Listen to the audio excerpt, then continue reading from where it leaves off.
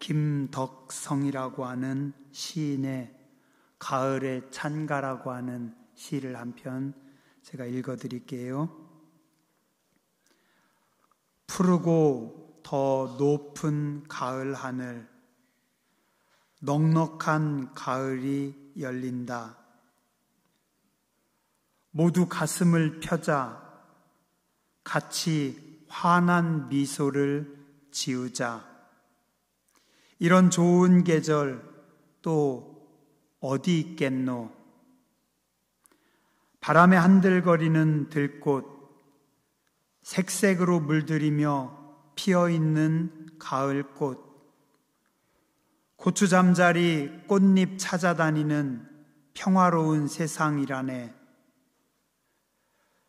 누렇게 익어가는 들녘, 주렁주렁 열린 맛있게 익은 과일, 넉넉하고 풍요로운 세상, 가을은 사랑이라네.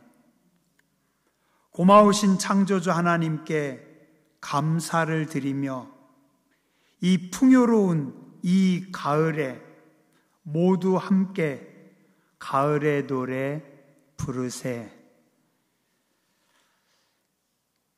이 가을에 하나님 앞에 감사하며 함께 기뻐하는 복된 성도님들 되시기 바랍니다. 어느덧 우리는 벌써 가을의 정점, 그리고 겨울의 문턱을 넘어서고 있습니다. 가장 아름답고 찬란한 시간 속에서 차갑고 냉혹한 겨울을 맞이하기 위해 한 걸음 성큼 내딛고 있습니다. 오늘 우리는 어떻게 가을을 보내고 또 어떻게 새로운 계절을 맞이해야 할까요? 이렇게 시작해 보면 어떨까요? 감사해요. 나지막하게 읊조리는 겁니다. 누구에게요? 오늘 나를 여기에 세워주신 하나님께 조용히 고백하는 겁니다. 오늘까지 내게 생명을 주셨고 아직도 거두지 않으신 하나님의 자비하심에 감사를 드립니다. 이만큼 성장하게 해주신 하나님께 감사를 드리세요. 이만큼 축복해 주신 하나님께 감사를 드리세요. 한번 이 시간 여러분들 조용히 한번 해보시기 바랍니다. 작은 소리로요. 여러분들하고 하나님만 조용히 대화를 해보세요. 하나님 감사해요. 하나님 감사해요. 2010년도에 나온 영화 부당거래라고 하는 영화에서 류승범이 그런 말을 합니다. 호의가 계속되면 권리인 줄 알아요. 우리는 누군가에게 계속 호의를 베풀면 그는 더 고마워해야 하는데 오히려 당연하다고 생각합니다. 그리고는 그게 권리인 줄 압니다. 호의는 당연한 게 아닙니다. 상대방을 위한 배려인 것입니다.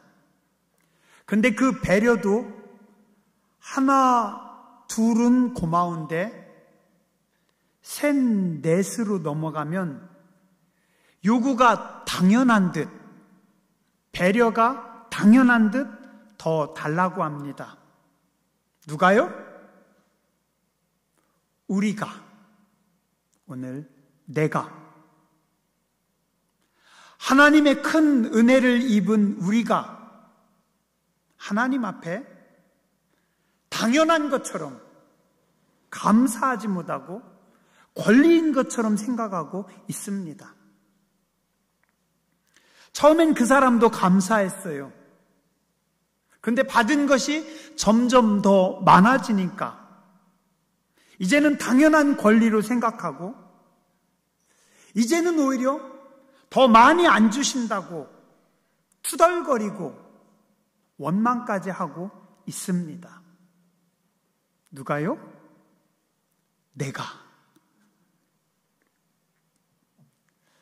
벌써 한 10년이 넘었네요.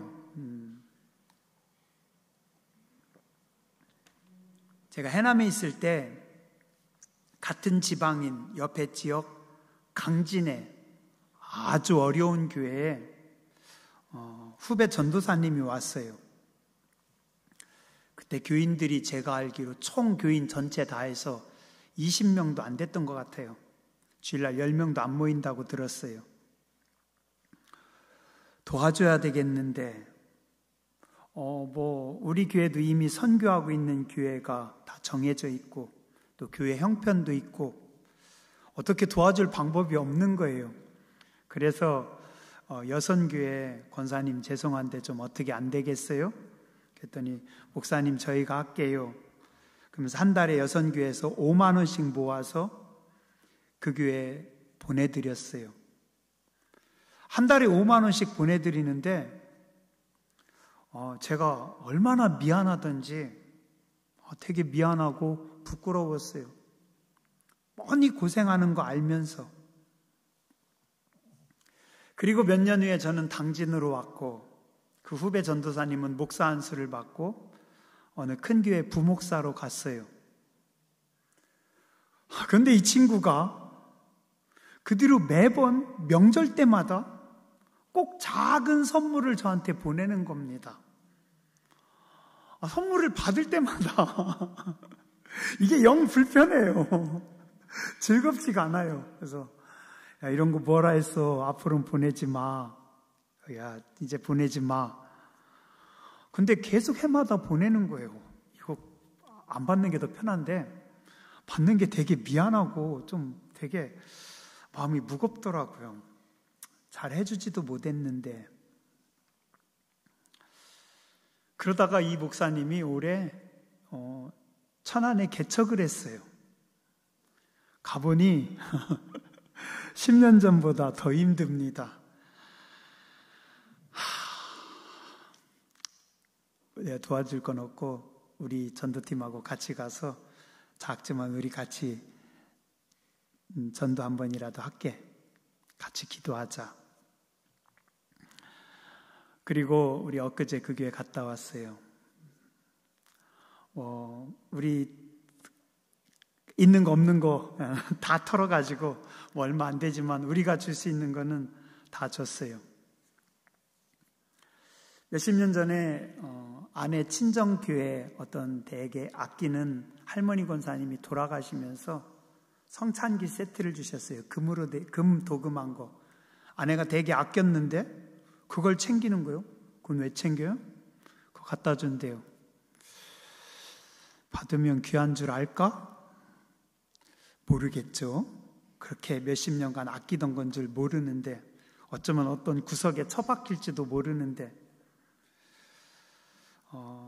그래도 하나님께 하는 거니까 해야 된다고 아내가 챙겨가는 거예요.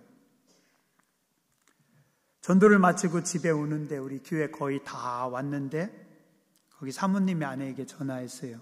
사모님 감사해요. 그리고 집에 와서 조금 있는데 목사님이 제게 또 전화했어요. 목사님 잘 도착하셨어요? 감사해요. 제가 그 전화 받고 무슨 생각 들었는지 아세요? 앞으로 큰일 났다. 어떻게 하지? 모른 척 할 수도 없고. 이게 감사하는 사람들은요, 외면할 수가 없겠더라고요. 외면할 수가 없어요.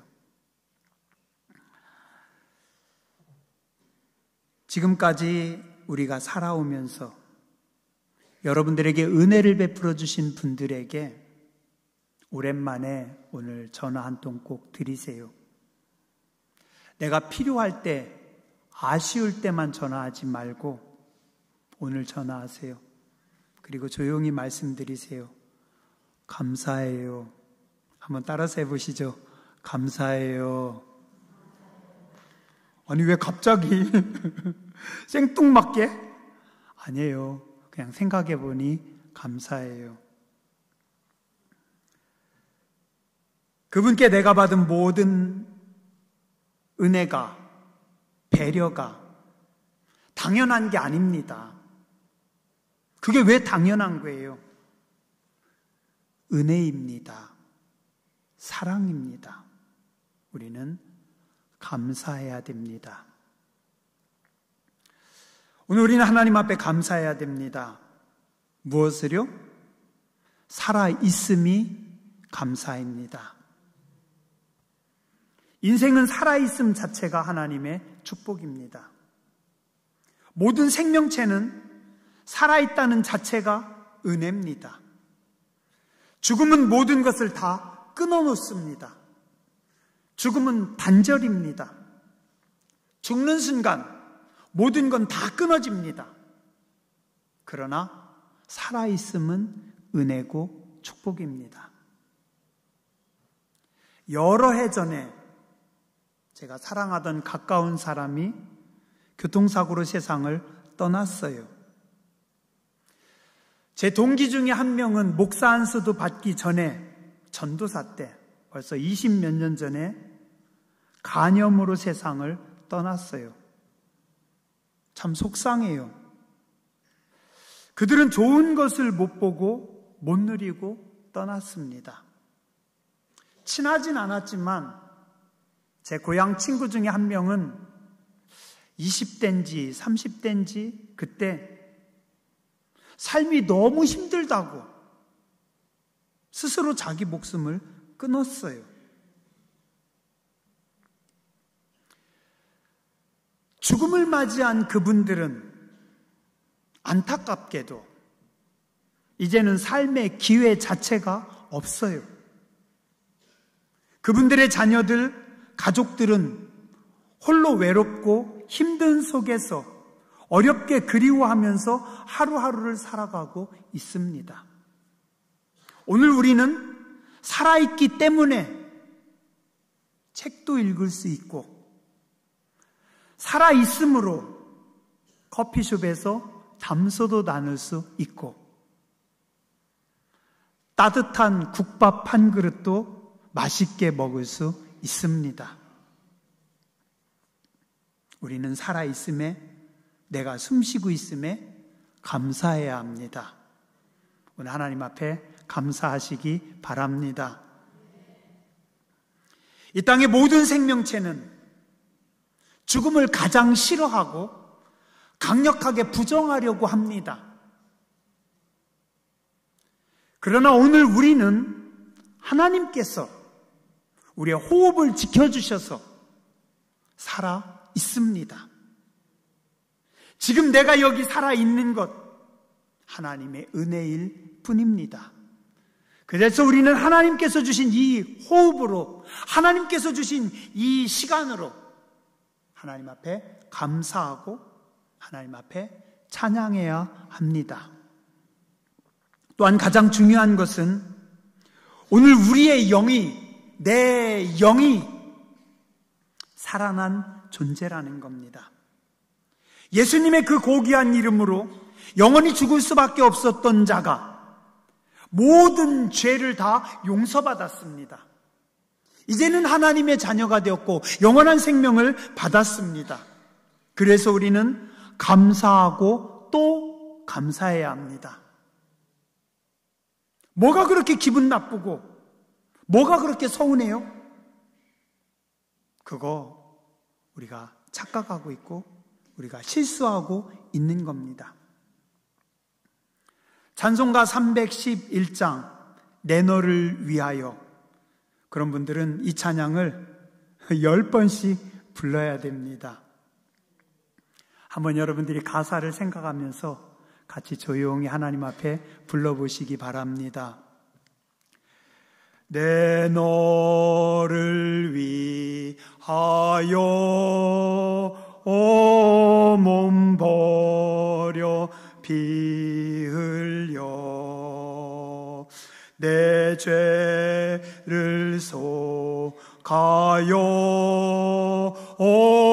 살기를 주었다. 널 위해 몸을 조건만 너무 주느냐. 너 위에 몸을 주건만 너무 주느냐. 아버지 보좌와 그 영광 떠나서 밤 같은 세상에만 백성 구하려 내 몸을 희생했건만 너무 하느냐. 내 몸을 희생했건만 너무 하느냐. 죄 중에 빠져서 영죽을 인생을 구하여 주려고 나 피를 흘렸다. 내 죄를 대속했건만 너무 하느냐. 내 죄를 대속했건만 너무 하느냐. 한없는 용서와 참사랑 가지고 세상에 내려와 값없이 주었다. 이것이 귀중하건만 너무 주느냐. 이것이 귀중하건만 너무 주느냐.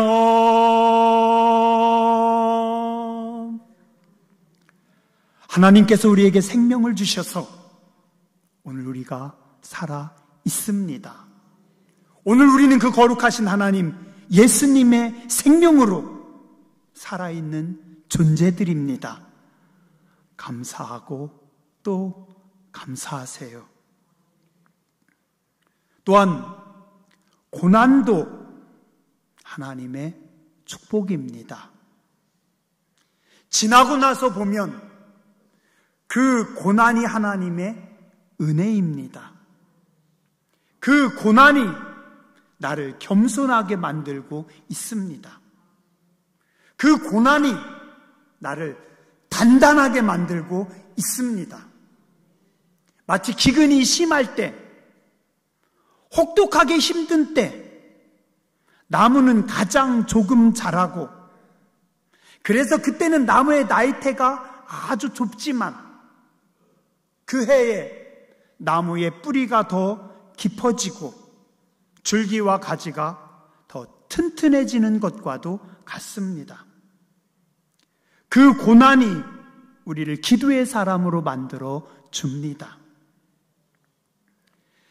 오늘의 아픔이 우리를 거룩하게 만들고 있습니다. 이 고난과 아픔이 여러분들을 위대한 하나님의 사람으로, 거룩한 사람으로 만들어주시는 줄 믿습니다. 어렵겠지만 고난 속에서도 조용히 하나님 앞에 고백하시기 바랍니다. 여러분들이 이 시간 조용히 고백해 보세요. 하나님, 감사해요. 하나님, 그리고 또 감사해요. 사실 제 몸은, 제 마음은 너무 힘들지만 하나님, 그래도 감사해요. 감사해요. 세월이 지나면 오늘이 하나님의 축복이겠죠? 고난 속에서도 감사하는 성도님들 되시기 바랍니다. 마지막으로 하나님의 일하심과 인간의 일함은 다릅니다.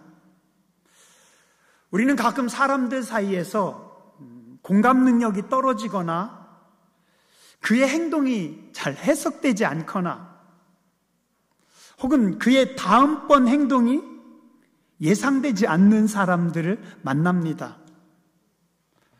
뭐라고 하죠? 저 사람 4차원이야.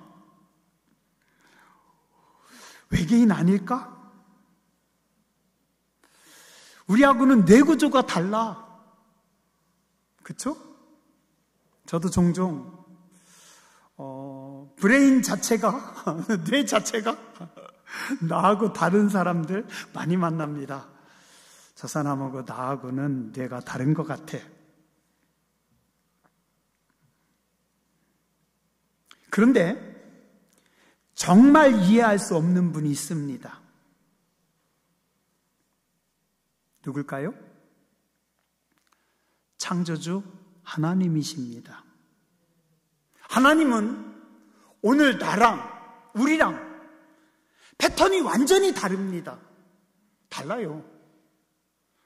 하나님의 다음 행동과 하나님의 다음 생각은 도저히 읽을 수도 없고 따라갈 수도 없고 예상할 수도 없고 이해할 수도 없습니다. 내가 이렇게 하면 하나님 이렇게 하시겠지? 아니요. 절대 안 그렇습니다. 내가 이렇게 기도하면 하나님 이렇게 응답해 주시겠지?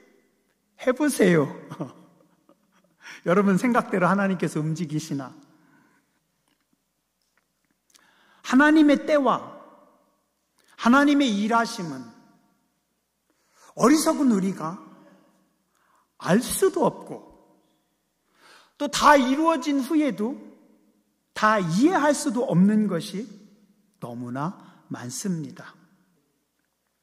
높은 빌딩을 지을 때 처음에 한참 하는 공사가 뭔지 아세요? 높은 빌딩을 지을 때 처음에 뭐부터 할까요? 위로 올라가야 되는데 밑으로 내려갑니다. 그죠? 건물을 높이 세워야 되는데 밑으로 들어가요. 지하부터 팝니다. 왜요? 기초공사부터 해야 되기 때문에. 그냥 단층짜리 집을 질 때는 1m, 2m만 파면 됩니다. 그러나 건물 높이가 높을수록 5층, 6층 이상으로 땅을 파고 들어갑니다. 왜요? 저 밑에서부터 기초공사를 해야 되기 때문에.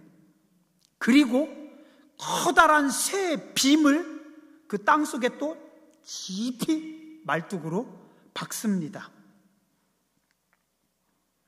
자, 그 땅을 파고 빔을 박아서 공사하는 그거를 개미들이 알 수 있을까요? 유치원생들은 이해할 수 있을까요? 저의 지혜가, 저의 생각이 개미 정도 수준인데 전 우주와 시간의 차원, 5차원, 6차원, 모든 다차원을 창조하시고 통치하시는 하나님, 개미 머리로 이해할 수 있을까요? 완전한 착각입니다. 욥기 23장 8절 9절 말씀합니다. 그런데 내가 앞으로 가도 그가 아니 계시고 뒤로 가도 보이지 아니하며 그가 왼쪽에서 일하시나 내가 만날 수 없고 그가 오른쪽으로 돌이키시나 배울 수 없구나. 이 고백이 바로 오늘 우리의 고백일 뿐입니다. 그러나 분명한 것은 하나님의 때와 방법은 알 수 없지만 그 하나님께서 나와 여러분들과 함께 하신다는 겁니다. 시편 139편 1절에서 10절에 보면 이렇게 말씀합니다. 여호와여, 주께서 나를 살펴보셨으므로 나를 아시나이다. 주께서 내가 앉고 일어섬을 아시고 멀리서도 나의 생각을 밝히 아시오며 나의 모든 길과 내가 눕는 것을 살펴보셨으므로 나의 모든 행위를 익히 아시오니 여호와여, 내 혀의 말을 알지 못하시는 것이 하나도 없으시니이다. 주께서 나의 앞뒤를 둘러싸시고 내게 안수하셨나이다. 이 지식이 내게 너무 기이하니 높아서 내가 능히 미치지 못하나이다. 내가 주의 영을 떠나 어디로 가며 주의 앞에서 어디로 피하리이까? 내가 하늘에 올라갈지라도 거기 계시며 수월에 내 자리를 펼지라도 거기 계시니이다. 내가 새벽 날개를 치며 바다 끝에 가서 거주할지라도 거기서도 주의 손이 나를 인도하시며 주의 오른손이 나를 붙드시리이다. 나는 하나님의 일하심, 하나님의 움직이심, 하나님의 생각을 다 읽지는 못하지만 하나님은 분명히 나와 함께 하시고 하나님은 나의 모든 일거수일투족을 다 보시고 하나님은 다 아시고 내 삶 속에, 우리의 삶 속에 개입하시는 하나님이십니다. 그래서 비록 우리가 하나님의 패턴, 하나님의 일하심을 다 알 수는 없지만 하나님을 믿고 우리는 하나님 앞에 감사를 합니다. 시편 107편은 인생에게 행하신 하나님의 기적을 찬양합니다. 인생을 살아가면서 때로는 죄악의 무게 때문에, 때로는 질병으로 죽을 뻔했었고 때로는 큰 파도를 만나서 죽을 뻔했었지만 그때마다 하나님께서 기적을 베풀어 주셔서 나를 은혜의 항구로 오늘까지 축복해 주셨고 인도하셨습니다. 그리고 그곳에서 하나님께서 나를 풍성하게 편안하게 거하도록 축복하셨습니다. 그래서 마지막 결론에 뭐라고 합니까? 42절, 정직한 자는 보고 기뻐하며 모든 사악한 자는 자기 입을 봉하리로다. 지혜 있는 자들은 이러한 일들을 지켜보고 여호와의 인자하심을 깨달으리로다. 인생을 살아가면서 많은 위기와 많은 어려움과 염려가 있었고 힘듦이 있었지만 내가 알 수 없는 방법으로, 내가 이해할 수 없는 일이지만 하나님께서 나를 도우셔서 하나님께서 나를 축복하셔서 여기까지 이루셨고 여기까지 만들어 주셨습니다. 누구를요? 우리를. 그래서 오늘 이 시간 우리가 하나님 앞에 추수감사 예배로 영광 돌리고 있습니다. 주가 보이신 생명의 길, 나 주님과 함께 상한 마음을 드리며 주님 앞에 나아가리. 나의 의로움이 되신 주, 그 이름 예수. 나의 길이 되신 예수. 나의 길, 오직 그가 아시나니 그가 나를 단련하신 후에는 내가 정금같이 나아오리라. 한번 따라서 하시죠. 하나님 생명 주셔서 감사해요. 하나님 고난 속에서도 감사해요. 하나님 알 수는 없지만 그래도 믿어요. 감사해요. 기도하시겠습니다.